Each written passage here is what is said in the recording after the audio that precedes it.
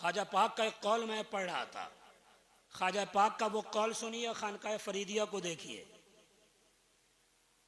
ख्वाजा पाक ने फरमाया कि सूफी वो है जिसके अंदर आफताब जैसी शफकत हो, सूफी वो है जिसके अंदर दरिया जैसी सखावत हो, सूफी वो है जिसके अंदर जमीन जैसा तवाज़ो हो। वो तो गरीब नवाज हैं, अताए रसूल हैं, ख्वाजाए खाजगान हैं। 3 जुमलों में बात 1000 सफ़े वाली कर दी है। अब आप पूछोगे भाई मुफ्ती साहब, भाई शमसुज़्ज़मा साबरी साहब, भाई संजर कलकतवी साहब, महबूब जफ़र देलवी साहब और अलहाज मुबारक हुसैन मुबारक साहब सूफियाए किराम से पूछते ही रहेंगे, आप ही सूफियों से ताल्लुक़ रखते हो, ज़रा आप भी बता दो कि ये आफ्ताब जैसी शफ़क़त का क्या मतलब है, ये ज़मीन जैसा तवाज़ो का क्या मतलब है, ये दरिया जैसी सखावत का क्या मतलब है।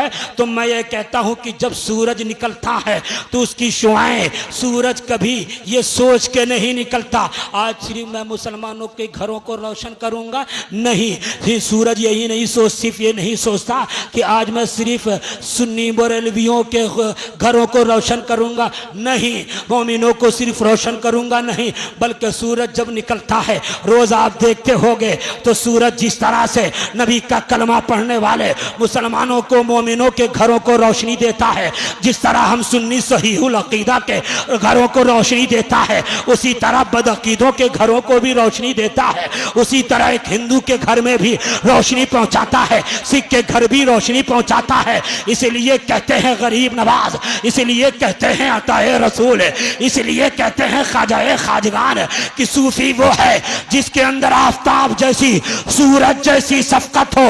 यानी खानकाह में सूफी जब कोई, चाहे देवबंदी जमात का हो, चाहे वहाबी जमात का हो, चाहे हिंदू हो, चाहे सिख हो, चाहे किसी तबके का हो, चाहे यहूदी हो, सूफी की नजर ये नहीं देखती है, बल्कि सूफिया के अंदर वो सूरज वाली शफकत होती है। हर आने वाले को अल्लाह का वली नवाज दिया करता है। अब ये उसकी किस्मत है कि सूफी का फैज़ पा के सुन्नी न बने, ये उसकी किस्मत है कि सूफी का फैज़ पा के कलमा न पढ़े, ये उसकी किस्मत है कि सूफी का फैज़ पा कर के सूफियों का भक्त न बन जाए, ये उस भक्त सूफियों उसकी किस्मत है। मगर सूफी ये सोच कर खानकाहों के दरवाज़ों को बंद नहीं करता। आने वाला बीजेपी से ताल्लुक़ रखता है, आने वाला कांग्रेस से ताल्लुक़ रखता है, आने वाला जैसा है उससे ताल्लुक़ रखता है। सूफी तो ये देखता है आने वाला जिस पार्टी का भी हो, आ रहा है आने दो, उसके दिल की दुनिया सियासी एतबार से ऐसा बदलूंगा कि वो पूरी कौम के लिए बेहतर बन जाए। उसकी नजर ये नहीं देखती, उसकी नजर ये नहीं देखती कोई आए खानकाह में आए, महबूबे इलाही कहते आओ आओ। महबूब इलाही एक मकाम पे फरमाते हैं कि मैं तो कभी मुस्कुराया भी नहीं ज़्यादा। लोगों ने कहा क्यों? कहा हमारा दिल हर वक्त मगमूम रहता है। कहा क्यों? मैं हर वक्त लोगों की फरियाद सुनता रहता हूँ ना, अपनी अपनी परेशानी लोग बताते हैं, इसलिए दिन की दुनिया मेरी हमेशा गमगीन रहती है। ये है अल्लाह के औलिया। अगर आज भी देखना चाहते हो तो कछौछा आओ देखो, मखदूम की चौखट पे आओ।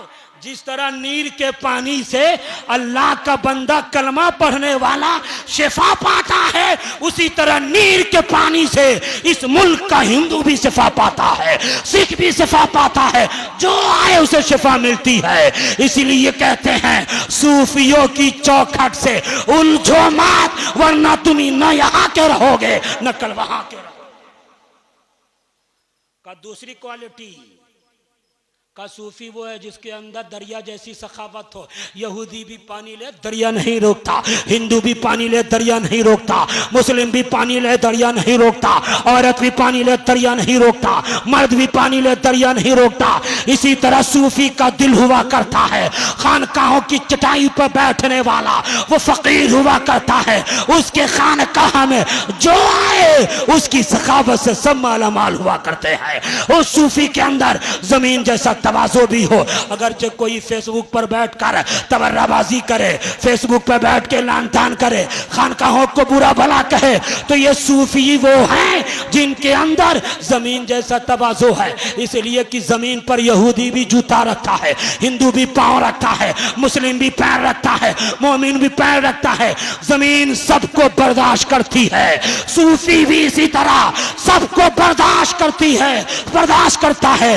अगर इस पूरे इलाके में इस तीन चीज को, सखावत, दरिया दिली, तवाज़ो देखना चाहते हो तो जोगिया की धरती पे आ जाओ। वाह खुर्दा।